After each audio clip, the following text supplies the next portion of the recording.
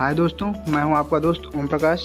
आज चलते हैं, बात करते हैं गंभीर खांसी के ट्रीटमेंट के बारे में। किसी को गंभीर खांसी हो जाए तो उसके बारे में, उसको ठीक कैसे किया जाए।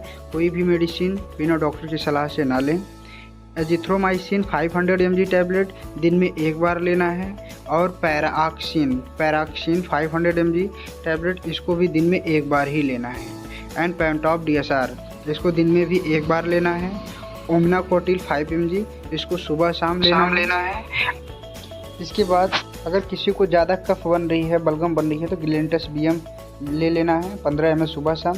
और किसी को कफ नहीं बन रही है तो ग्लिंटस या ग्लिंटस DX भी ले सकते हैं। अगर हमारा चैनल आपको पसंद आया हो तो लाइक करें, सब्सक्राइब करें, कमेंट